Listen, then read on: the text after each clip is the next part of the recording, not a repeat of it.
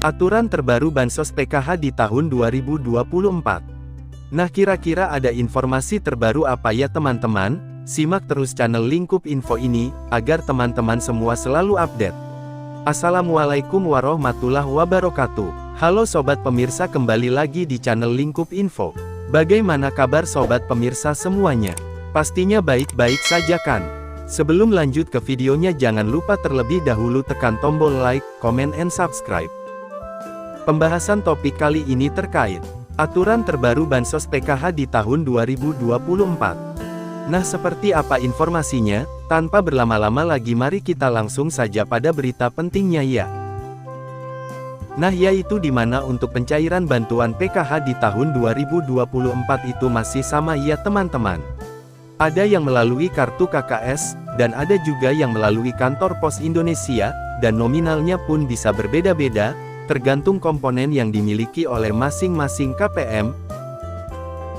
Nah, selain itu juga sudah ada peraturan yang sudah ditetapkan ya teman-teman, dalam hal pencairan PKH di tahun 2024, jadi untuk bantuan PKH itu adalah bantuan bersyarat ya teman-teman, jadi harus memiliki komponen PKH, seperti anak balita, kemudian anak sekolah SD, anak sekolah SMP, anak sekolah SMA, kemudian penyandang disabilitas, dan juga komponen PKH lansia ya teman-teman, serta komponen ibu hamil. Nah, itu adalah komponen PKH ya teman-teman. Jadi bukan hanya anak balita, atau anak sekolah saja, tetapi ibu hamil pun sama ya masuk kategori komponen PKH, kemudian penyandang disabilitas, dan para lansia juga. Nah, kemudian dari ketujuh komponen bantuan PKH tersebut, ada 13 kriteria ya teman-teman, untuk menentukan bantuan PKH-nya bisa cair. Nah, yang pertama peraturannya itu adalah, kalian harus terdaftar di dalam DTKS, jadi mulai dari anak balita, anak SD, ibu hamil, kemudian anak SMP, anak SMA, penyandang disabilitas, dan lansia tersebut, harus masuk di dalam DTKS, dan aktif ya teman-teman, sebagai penerima bantuan PKH. Nah, kemudian peraturan yang kedua, di dalam keluarga maksimal hanya 4 komponen saja ya, yang bisa masuk ke dalam pencairan bantuan PKH. Nah, jadi maksimalnya itu adalah 4 komponen, jadi tidak bisa semua 7 komponen didapatkan ya teman-teman. Nah, kemudian peraturan yang ketiga, prioritas bantuan PKH yang memiliki komponen, datanya itu harus aktif ya teman-teman, dan padan antara di DTKS, dengan di Dukcapil. Nah, itu adalah yang harus dipatuhi teman-teman, karena bansos itu datanya harus badan dan valid, jadi tidak boleh ada perbedaan. Kemudian peraturan yang kelima, jika kalian terdapat sebagai penerima bantuan PKH anak sekolah, baik itu SD, SMP, maupun SMA, datanya harus terdaftar di aplikasi Dapodik sekolah masing-masing ya, dan datanya badan dengan DTKS, nah jadi tidak boleh ada perbedaan. Kemudian peraturan yang keenam, untuk komponen PKH balita, yang disebut sebagai komponen PKH balita itu, adalah hingga anak yang kedua saja ya.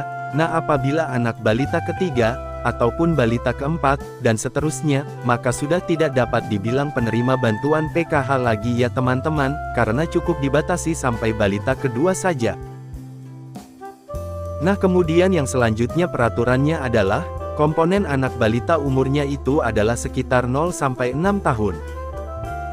Jadi jika sudah lewat 6 tahun itu bukan kategori anak balita lagi ya, tetapi sudah masuk ke jenjang anak sekolah SD. Kemudian yang selanjutnya yang peraturan ke-8 adalah, yang dianggap komponen disabilitas, yang dianggap komponen itu hingga 4 orang ya teman-teman. Untuk komponen disabilitas, jadi maksimalnya itu ada 4 orang ya, yang bisa menerima bantuan PKH disabilitas dalam satu keluarga. Nah, kemudian yang selanjutnya untuk komponen lansia, peraturannya adalah yang dibilang komponen PKH lansia sama ya teman-teman, seperti penyandang disabilitas, yaitu maksimal 4 orang saja, yang masuk dalam pencairan PKH. Nah, jadi dalam satu keluarga maksimalnya 4 orang ya, untuk penyandang disabilitas dan komponen lansia. Nah, kemudian peraturan yang selanjutnya, untuk komponen lansia tersebut usianya harus mencapai minimal umur 60 tahun ya. Nah, minimalnya 60 tahun, kemudian yang selanjutnya untuk komponen cucu itu juga bisa ya teman-teman, masuk ke dalam pencairan bantuan PKH, asalkan lolos sebagai penerima ya teman-teman, dan memenuhi persyaratan. Nah, kemudian peraturan yang selanjutnya yang ke-12, untuk komponen ibu hamil yang dianggap atau dibilang komponen PKH ibu hamil, adalah hanya sampai kehamilan yang kedua saja. Nah, jadi apabila hamil yang ketiga kalinya atau keempat kalinya, itu sudah tidak bisa dapat bantuan PKH ya teman-teman, jadi sudah tidak bisa dihitung komponen PKH lagi. Nah, kemudian peraturan yang terakhir adalah, jika di dalam anggota keluarga memenuhi atau memiliki lebih dari satu komponen, maka yang dianggap penerima bantuan PKH adalah dari nominal yang paling tertinggi dahulu ya teman-teman. Nah, misalkan ada anak disabilitas, atau penyandang disabilitas, kemudian ada juga yang memiliki anak yang normal, yang bersekolah di jenjang SD, nah sedangkan untuk nominal penyandang disabilitas dan anak sekolah SD itu nominalnya berbeda ya teman-teman, lebih besar penyandang disabilitas, dibanding dengan komponen anak SD. Nah, maka yang masuk komponen PKH adalah, hanya komponen disabilitas terlebih dahulu ya, yang didahulukan. Nah, jadi sudah jelas ya teman-teman, itu adalah peraturan bantuan PKH di tahun 2024. Nah, mungkin itu saja yang bisa saya sampaikan, kurang lebihnya mohon maaf. Sekian informasi pada video kali ini, semoga informasi ini dapat bermanfaat bagi kita semua. Terima kasih sudah menyimak videonya sampai habis, dan jika Anda berkenan jangan lupa like, comment and subscribe.